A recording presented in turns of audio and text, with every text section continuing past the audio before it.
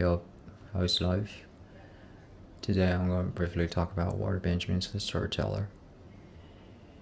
The other day when I was writing an assignment for my screenwriting course, I recollected a story learned from my high school cram school. And it was a story about a girl going back to her dormitory from the classroom late at night alone. She took a shortcut on campus, so she entered a building where there should be no one at that time. And when she was rushing downstairs, she rested her hand upon the handrail of the staircase, and gradually she felt that there was something cold, something with moisture that was touching her hand. She halted, looked back, and found that there's nothing. By the time she arrived at the dormitory, she was told that she was 1 hour late and the dormitory gate was closed. But for her, personally, only 5 minutes passed.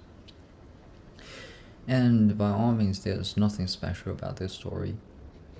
But my point is, when I was trying to think about what happened in a horror film that I watched 1 month ago, I find it hard to remember the plot. Or say, a lot of people confuses the plot from one film to another because they are all very similar. So, what is a story and what makes a good story? Walter Benjamin values the word storyteller, and the later part of the word, the teller, means the oral form.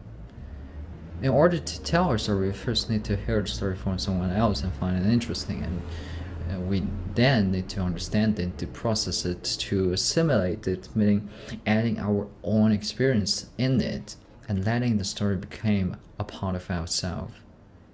The storyteller is a craftsman, says Walter Benjamin. They take raw experience from themselves and from the others and make solid, unique, and useful works from it. And when we tell a story to someone else, there is a moral, there is a counsel to help people using your or the previous storyteller's experience to solve stuff.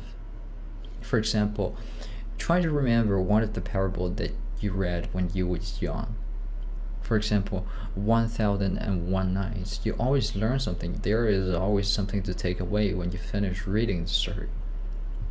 But modern people do not care about that anymore, because one of the reasons is the ever-growing specialization. There are millions of new occupations born every decade, and for example, if you're working in academia, you need to do a lot of reading, journal articles, papers, and books. But if you're in the business industry, then probably internship is your choice, while as a film industry, shooting and making a great portfolio is your first preference. The society has changed rapidly. Wisdom from the past might not apply to the present. And another reason is of experience, listed by Walter Benjamin. For example, a war happened 1,000 years ago might lead to an epic or a poem, but right now it's photos and videos on Twitter. So it's all about information. The death of the storyteller is caused partially by information. Information leaves within a short period of time, but we grow an informational understanding of the world. For example, the ranking in the school, we judges a person by his or her GPA, and we judges the university is good or not by the scores, by the rankings. But the numbers does not always reflect what the quality of that thing is exactly. Then what should we tell about in a story? The features of the story claimed by Walter Benjamin, the ambiguity, experience, and boredom. Ambiguity means that there leaves room for you to discuss. For example, in the story I mentioned above, some people say the girl is a liar, is a coward. One of my classmates said that the similar thing and other stranger things that happens in a building to her as well. And my chemistry teacher claimed that our high school is actually built upon a graveyard. So there can be different interpretations, and through these discussions there are thoughts, a new experience added before it was told to someone else again. The second is experience, connecting and giving. There are multiple layers in the story because it was passed along. The best of the storyteller are rooted in people with jobs that fully immerse themselves into life itself, such as being soldiers, sailors, and other many workers, stated Walter Benjamin. If you're not sitting in front of the computer dealing with numbers and graphics that only make sense in the world of business, if you are dealing with planting vegetables,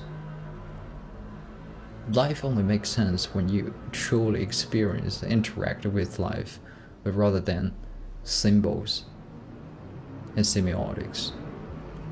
The last is boredom. The modern man find it hard to get bored because there are many ways to recreation, for example, online streaming platform, video games, and social media. Boredom is the apogee of the mental relaxation. Boredom is the dream bird that hatches the egg full of experience. Stories allows us to escape the system and dominates our life, and most notably capitalism itself.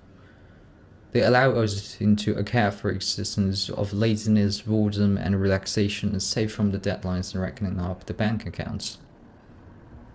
So, stop watching this video because you are still receiving information. Rather, read The Storyteller by Walter Benjamin yourself and gain some experience and thinking on your own before you recommend it, and never tell it to someone else. Keep up the good work and let's create.